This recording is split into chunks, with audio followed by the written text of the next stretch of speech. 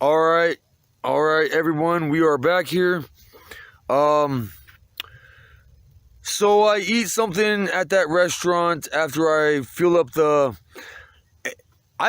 entire fuel tank because the fuel tank takes regular gasoline, which the fuel nozzle for regular gasoline is more small. Um, the bigger diameter fuel nozzle that has diesel fuel, it has a bigger diameter fuel nozzle, so it wouldn't even fit into that truck even if I wanted it to.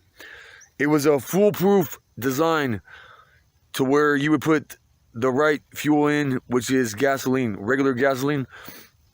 And so anyways, I go inside the gas station. I eat at the restaurant. I pay for the fuel. And I fill up the entire fuel tank. This cost like $179 out of my.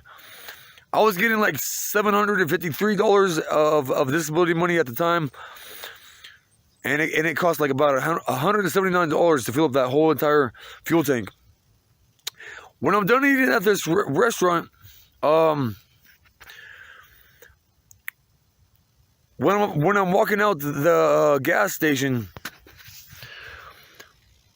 I'm walking up to these two waitresses, and I overhear one of them say to the other one under her breath, "Yeah, you know we couldn't get away with it."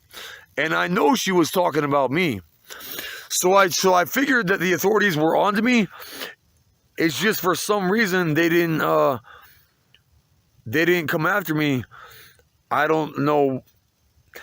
Well. At the time, I didn't know why they didn't come after me when they were onto me from the beginning. But now I know from my own experience, and by talking to other people that were locked up as well. The authorities many times will let you get away with small things, so that you will get overconfident and keep on pushing the boundaries with your crimes until you do something big, and then they nail your ass to the wall. So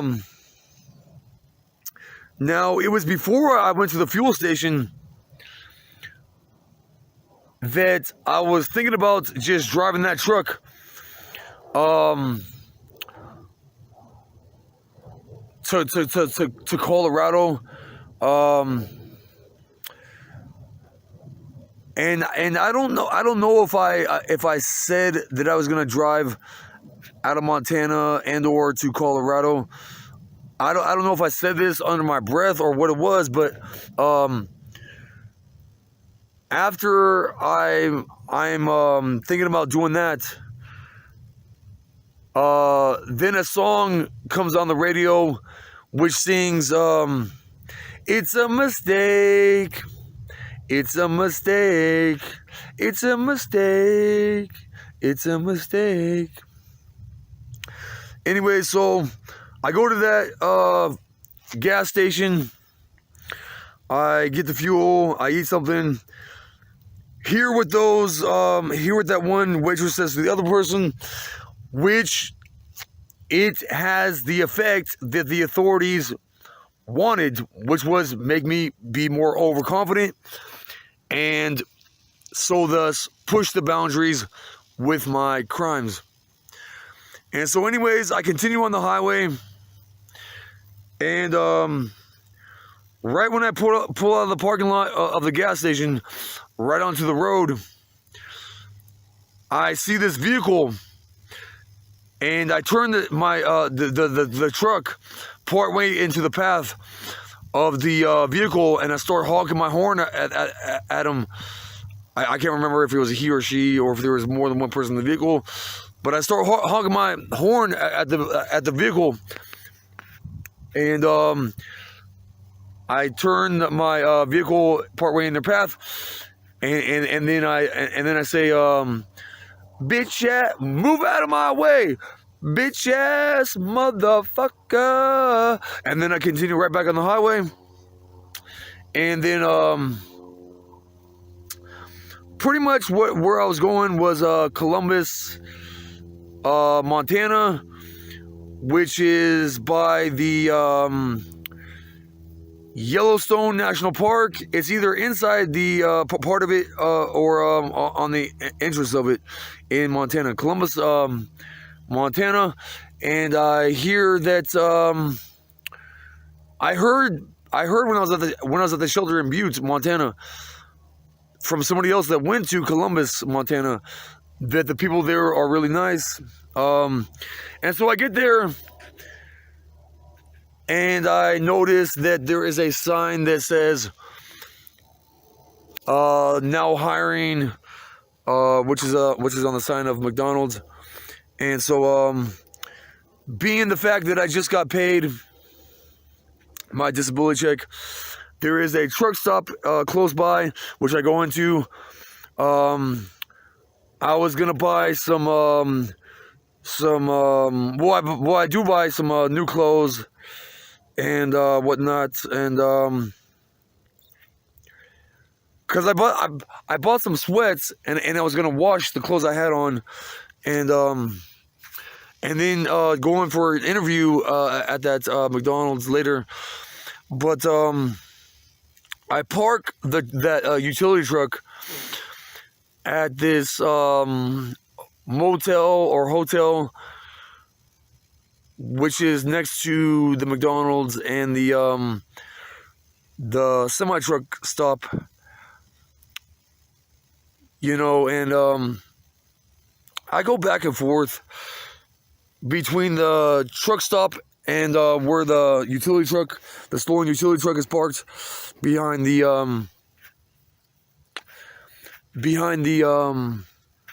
hotel or motel, whatever it was.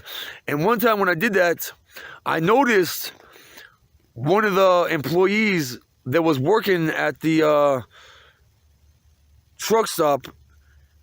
She followed me to where I went, because she could tell I was acting like a little bit suspiciously, and or the authorities must have called that truck stop to ask about me. And so because I went back and forth from the truck stop to where the truck was parked about like 3 or 4 different times.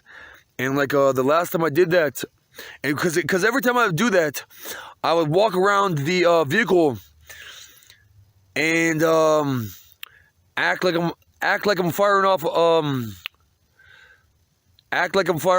an AK-47 in the air as I would walk around the truck.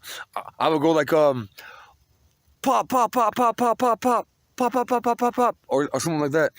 And the last time I did that, the third or fourth time, one of the employees from that semi-truck stop came around the corner. I noticed she was like around the corner of the hotel, and she noticed me doing that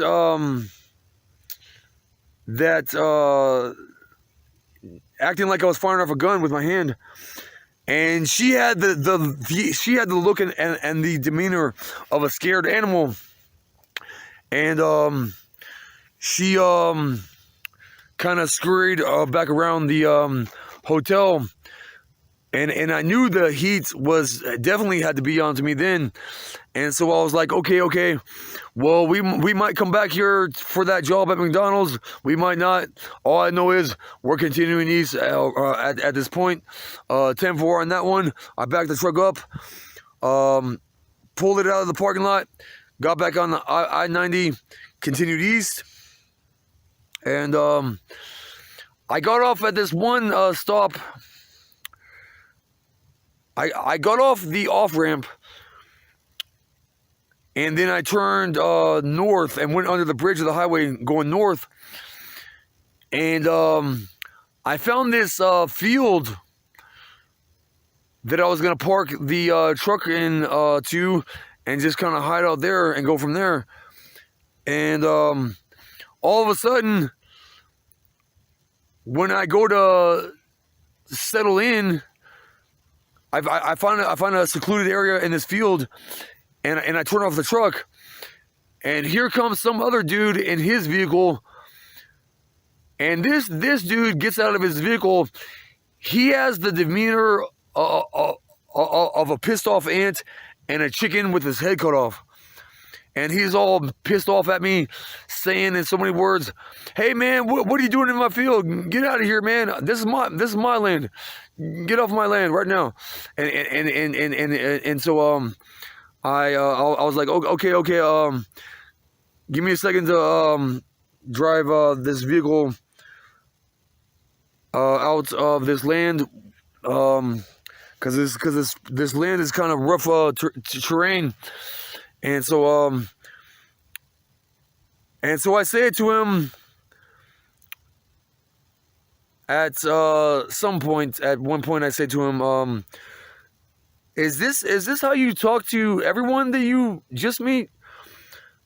And then I was like, well, in any case, have a good day. I'll try to do the same. And he wrote down the license plate tag of the truck and everything. And pretty much, so basically what happened is that I went north of I-90 to that little field, and then I kind of zigzagged a little, like north and east, trying to find a field to where I can hide this truck and figure out what I'm going to do next. And I finally find this this field to park the truck in, and anyways, we will be back with more juicy details with this here in a bit. We'll be back here in a second. 10-4.